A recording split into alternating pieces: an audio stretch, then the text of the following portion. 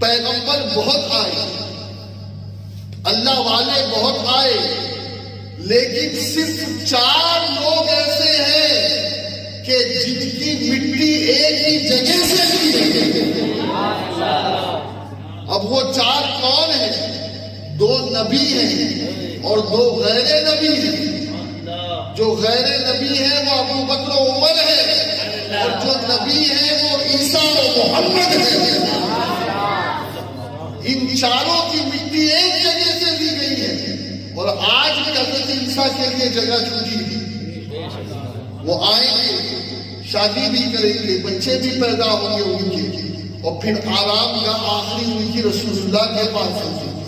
اب خود سوچو نا، خود سوچو کہ جو مولانا ضیاء کے قدموں میں سوئے ہم اسے خوش قسمت سمجھتے ہیں، جو کربلا میں سوئے ہم اسے خوش قسمت سمجھتے ہیں، جو نجف میں سوئے ہم اسے خوش قسمت سمجھتے ہیں۔ ارے جو رسول اللہ کے پہلو میں سوئے وہ کتنا خوش قسمت سمجھتے۔ اور پھر ابو بکر صدیق کون ہے جانتے ہو؟ اللہ اکبر۔ آقا علیہ السلام نے جبریل سے پوچھا، جبریل کیا اللہ میری امت کا بھی حساب لے گا؟ کیا اللہ میری امت کا بھی حساب لے گا؟ تو جناب جبریل نے عرض کی، ہاں یا رسول اللہ، اللہ آپ کی امت کا بھی حساب لے گا، لیکن ایک ایسا امتی ہے آپ کا جس سے حساب نہیں لیا جائے گا، جس سے حساب نہیں لیا جائے گا۔ اسے نامہ اعمال دیا جائے گا، لیکن اس کی مرضی پہ چھوڑ دیا جائے گا، چاہے وہ پڑھے چاہے وہ نہ پڑھے، اس پر کوئی فورس نہیں ہوگا۔ آقا نے فرمایا میرا وہ امتی کون ہے؟ کہا آقا وہ ابو بکر صدیق ہے۔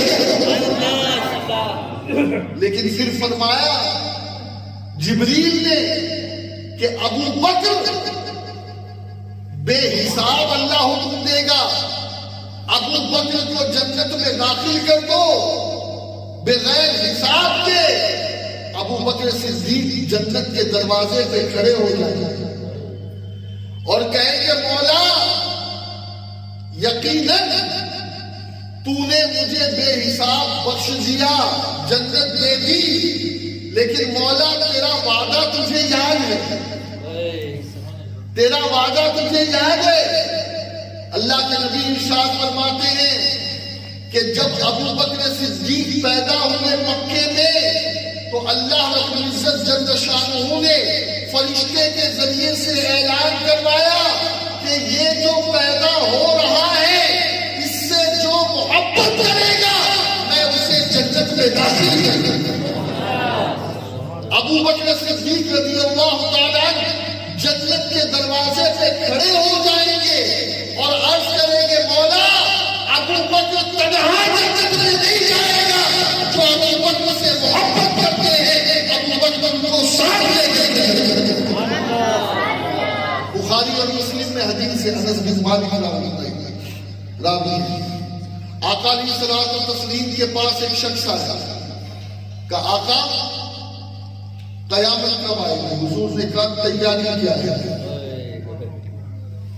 کہا بہت زیادہ نمازیں نہیں ہیں، بہت زیادہ روزے، صدقات بہت زیادہ نہیں ہیں، بہت زیادہ روزے نہیں ہیں، بہت زیادہ صدقات نہیں ہیں، لیکن آقا میں اللہ و رسول سے محبت کرتا ہوں، میں اللہ و رسول سے محبت کرتا ہوں۔ میرے نبی نے فرمایا جو جس سے محبت کرے گا وہ اسی کے ساتھ ہوگا۔ اب صحابہ کہتے ہیں کہ حضور نے جب یہ کہا نا تو ہماری خوشی کی انتہا نہیں رہی، ہماری خوشی کی انتہا نہیں رہی، اس لیے کہ ہم صحابہ خوش ہو گئے، اس لیے خوش ہو گئے کہ ہم ابو بکر سے محبت کرتے تھے، عمر سے محبت کرتے تھے، ہمیں اطمینان ہو گیا کہ مرنے کے بعد بھی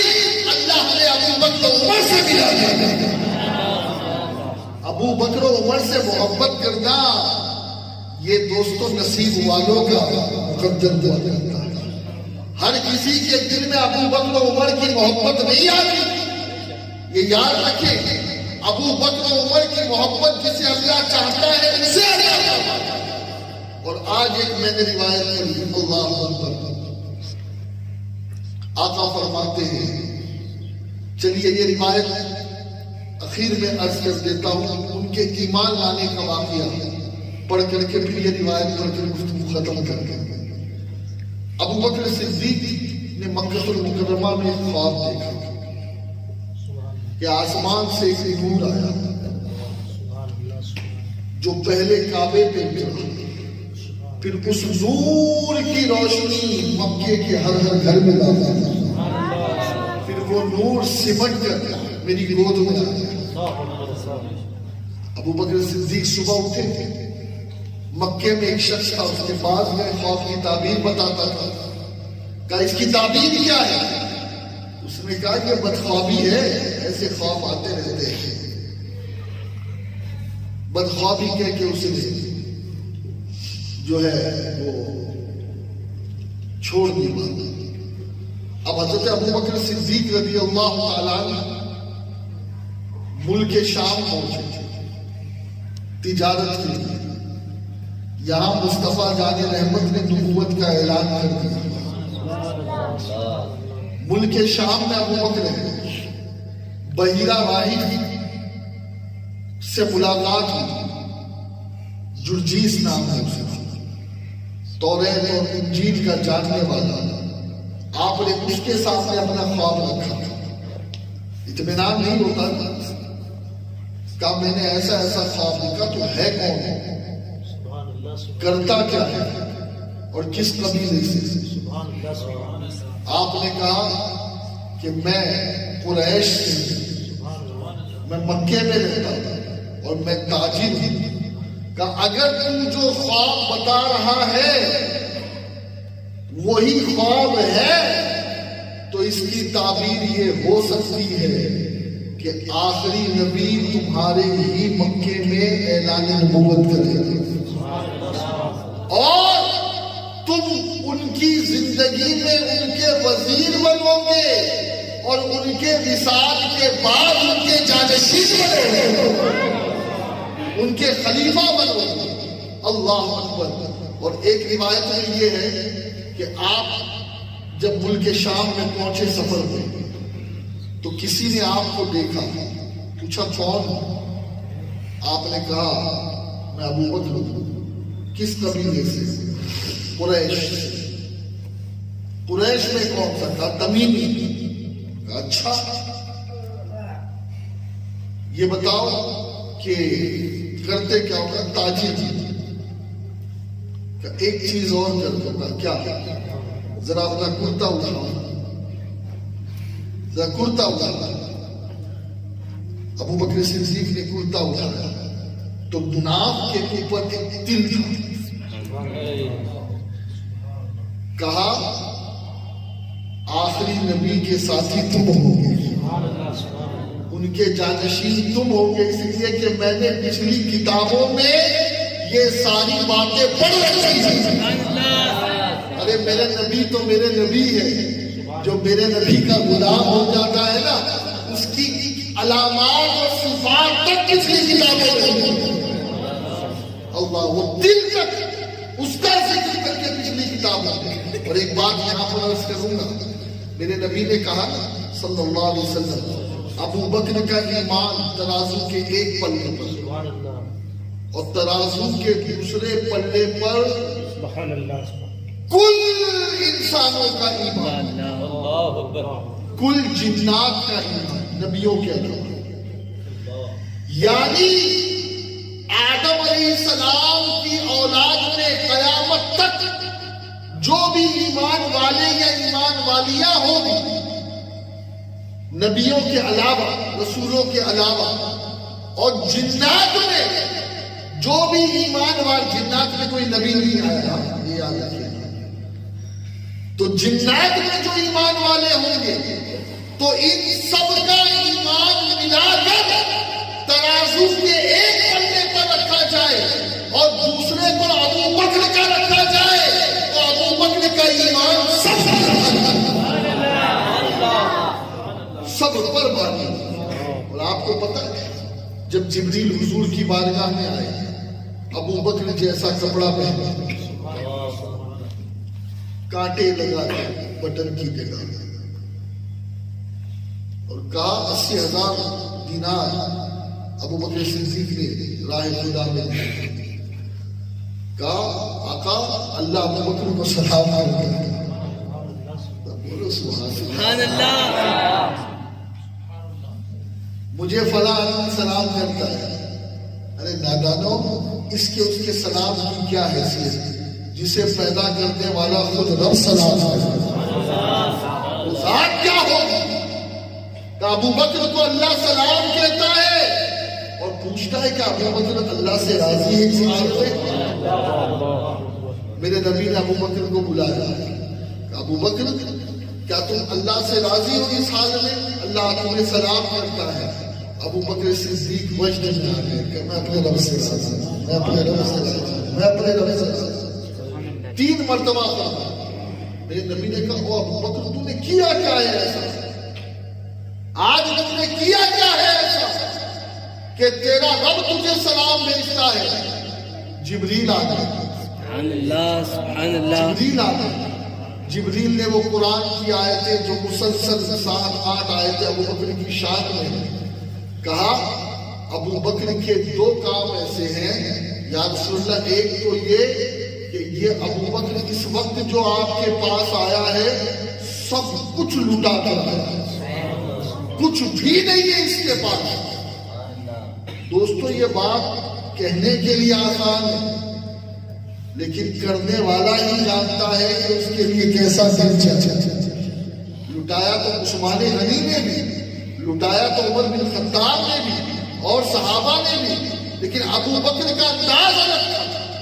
اور یا رسول اللہ دوسری بات یہ ہے کہ ابو بکر صدیق نے بلال کو، فہدہ کو، زبیرہ کو، نہادہ کو اور نہادہ کی کنیز کو، ایک اور کنیز کو، یہ 7 لوگ تھے جنہیں حضرت ابو بکر صدیق نے آزاد کیا اور 10 گناہ قیمت دے کر آزاد کیا.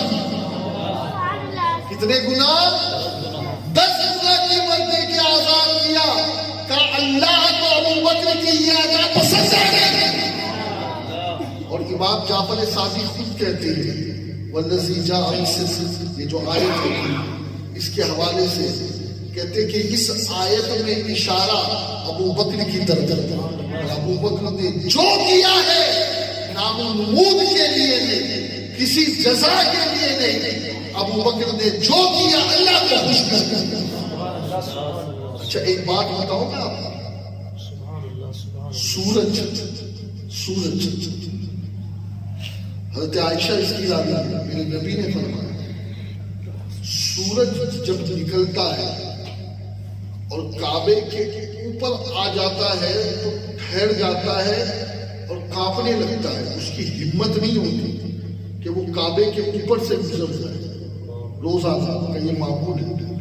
سورج پہ تاب نہیں ہے کہ وہ کعبے کو جو ہے ہم اسے ادب نہیں سمجھتے.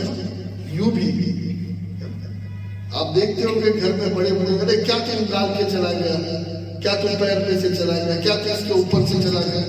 اس کو ادب نہیں سمجھا جاتا. سورج بھی تو مؤدب ہے. وہ کیسے کعبے کو نکالا؟ اللہ اکبر. جب سورج آ کر کے رک جاتا ہے اور آگے نہیں بڑھتا ہے تو جبریل آتے ہیں کہتے او سورج تیرے سینے پہ ابو بکر کا نام ہے، تو افضل نہیں تو کیا ہوا؟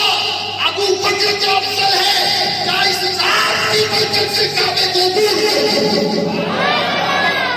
سورج کے سینے پہ ابو بکر کا نام، آفتاب کے دل پہ ابو بکر کا نام.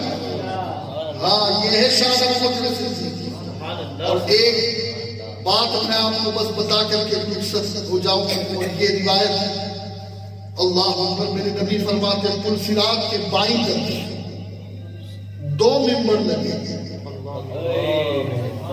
دیکھیے ممبر اور کرسی، ممبر جو ہے وہ بڑا افضل ہوتا ہے نا. اگر نبی ممبر پہ بیٹھے تو ممبر افضل، نبی کرسی پہ بیٹھے تو کرسی افضل، اور نبی اگر کھجور کے تنے کو ٹیک لگا دیا تو وہ تنا افضل، نبی چٹائی پہ بیٹھے تو چٹائی افضل، نبی کی نسبت سے چیز افضل ہوتی ہے. آقا خود فرماتے ہیں، اللہ اکبر. حضرت ابوبکر صدیق کے ایمان والا جو واقعہ ہے مکمل کر کے پھر میں اس طرف آتا ہوں. حضرت ابوبکر صدیق رضی اللہ تعالیٰ کے بارے میں 3 سوال کیے تھے مغیرہ راہی نے، اور مکمل کر دیا تھا ایسے کہ تو دنیا میں حضور کا وزیر بنے گا اور بعد از مثال نبی کا خلیفہ بنے گا. اور پھر جب خلیفہ کی بات آئی ہے 2 روایت مردوں میں مولا علی فرماتے ہیں کہ ہم سب نے انصار و مہاجر نے بغیر چور چرا کیے ہوئے ابو بکر کو اپنا امیر مانا ہے. بلکہ حضرت عمر تو کہتے ہیں کہ اگر مجھے کوئی قید میں ڈال دے تو مجھے پسند ہے، مجھے اگر کوئی میری گردن کاٹ دے تو مجھے پسند ہے، لیکن میں یہ پسند نہیں کروں گا کہ ابو بکر کے ہوتے ہوئے کوئی مجھ سے بہتر ہے. یہ عمر بن خطاب کے جملے اور مولا علی کے جملے. ہاں مولا علی کے جملے. ارے مولا علی تو کہتے جس دل میں ابو بکر کی محبت دیکھوں گا نا اسی کو جنت کا ٹکٹ دے دوں گا، اسی کو پروانہ دوں گا، پھول سے بات ہو گا. ہاں یہ سب ادھر پیچھے رہ جائے گا. اب دیکھیں حضرت ابو بکر صدیق رضی اللہ تعالیٰ کے حوالے سے اللہ اکبر کبیرہ. ایک بار تشریف پڑھیے.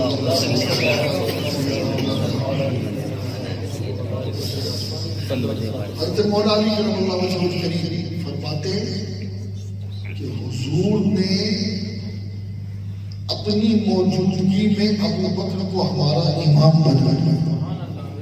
یہ بیعت کی بات ہے. ابو بکر کو امام بنایا تو جب نبی نے دین کا معاملہ ابو بکر کے سپرد کر دیا تو خلافت تو ہمارے لیے دنیا ہے. پھر ہم نے دنیا کے معاملات میں بھی بیعت کر دی. اور 17 نمازیں، کتنی نمازیں؟ 17 نمازیں ابو بکر صدیق نے حضور علیہ السلام کی موجودگی میں پڑھی. پل صراط. یہ بس آخری واقعہ پڑھ کر کے گفتگو ختم کر دوں. میرے نبی فرماتے ہیں پل صراط کے بائیں طرف 2 ممبر لگے گا. ایک ممبر پر سیدنا ابراہیم خلیل اللہ علیہ السلام تشریف فرما. ایک ممبر پر میں خود ہوں. ان دونوں ممبروں کے بیچ میں ایک کرسی لگائی جائے گی. اس کرسی پہ ابو بکر صدیق کو بٹھایا، ابو بکر صدیق کو بٹھایا. اور پھر آقا فرماتے ہیں کہ میں جس ممبر پر بیٹھا ہوں اس کی پہلی سیڑھی پر ایک فرشتہ آ کے آواز دے گا، لوگوں مجھے پہچان دو، مجھے جان دو. جو مجھے جانتے ہیں وہ جانتے ہیں، اور جو نہیں جانتے وہ سن لیں کہ میں مالک ہی مالک، جہنم کا داروغہ. اللہ نے مجھے جہنم کے دروازوں کی چابیاں دی اور میں نے وہ چابیاں رسول اللہ کو پیش کی اور رسول اللہ نے مجھے حکم دیا کہ یہ چابیاں ابو بکر کو دے. میں ابو بکر کو دے رہا ہوں.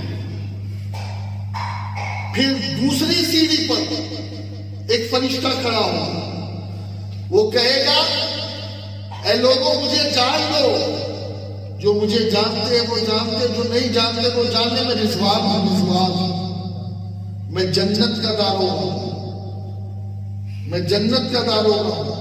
اللہ نے مجھے جنت کے دروازوں کی چابیاں دی اور میں نے وہ چابیاں رسول اللہ کو پیش کی اور رسول اللہ نے اس کو ابو بکر کو دی۔ کیا بات سمجھ میں آئی؟ جہنم کے اوپر بھی ابو بکر کا قبضہ، جنت پر بھی ابو بکر کا قبضہ۔ ابو بکر چاہے جسے جہنم میں ڈالے اور چاہے جسے جنت میں ڈالے۔ اب اس کے بعد میرے نبی علیہ السلام فرماتے ہیں کہ وہ جب وہ فرشتے چابیاں دے چکیں گے پھر اللہ ایک تجلی نازل کرے گا۔ ابو بکر صدیق کو میرے نبی نے کہا، ابو بکر اللہ نے تمہارے لیے رضوان اکبر تیار کیا۔ رضوان اکبر، پوچھا یا رسول اللہ یہ رضوان اکبر کیا ہے؟ کہا عام لوگوں پر اللہ کی عام تجلی برسے گی، لیکن رضوان اکبر کا مطلب یہ ہے کہ اے ابو بکر تجھ پر اللہ کی خاص تجلی نازل ہوگی، خاص تجلی نازل ہوگی، اللہ نے تیرے لیے خاص تجلی۔ اب اس وقت جب دو منبر کے درمیان کرسی ہوگی، ایک منبر پر ابراہیم علیہ السلام، ایک منبر پر رسول اللہ، اس لیے کہ ابراہیم حضرت ابو بکر کے بھی ابا ہے۔ ہاں، رسول اللہ بیچ میں ابو بکر صدیق، جنت کی اور دوزخ کی چابیاں ابو بکر کو دے دی گئی۔ اب میرے نبی فرماتے ہیں صلی اللہ علیہ وسلم اس وقت اللہ تجلی فرمائے گا اور وہ خاص تجلی ہوگی اللہ کی جو نبی پر ہوگی، ابراہیم علیہ السلام پر ہوگی، محمد رسول اللہ پر ہوگی اور ابو بکر صدیق پر ہوگی۔ اور پھر دوستو کیا سما ہوگا، کیا منظر ہوگا۔ اوروں کے لیے حساب کتاب ہے، اوروں کے لیے روک ٹوک ہے، ابو بکر کے لیے قیامت کے میدان میں بھی کوئی روک ٹوک نہیں۔ ہاں، ابو بکر چاہے تو پہلے جنت میں داخل ہو جائے، ہر دروازہ اسے پکارے گا، جنت کا ہر دروازہ پکارے گا۔ اب سنو دوستو، آج کسی کو کوئی عزت ملے، کوئی مقام ملے، کوئی مرتبہ ملے، کوئی رتبہ ملے، کوئی اسٹیٹر ملے، کوئی منصب ملے، کوئی دولہا بن جائے، کوئی بڑے منصب پر آ جائے تو ماں اسے مبارکباد دیتی ہے، باپ اسے مبارکباد دیتے ہیں، بھائی اسے مبارکباد دیتے ہیں، محلے کے بزرگ اسے مبارکباد دیتے ہیں۔ لیکن اس وقت جب اللہ حضرت ابراہیم اور نبی پاک کے درمیان کرسی پر ابو بکر کو بٹھا کر کے اپنی خاص تجلی نازل کرے گا تو خود رب محمد کو بھی مبارکباد دے گا، خلیل ابراہیم کو بھی مبارکباد دے گا اور خود رب ابو بکر صدیق کو بھی مبارکباد دے گا۔ یہ ہے ابو بکر صدیق۔ وما علینا الا البلاغ۔ السلام علیکم ورحمۃ اللہ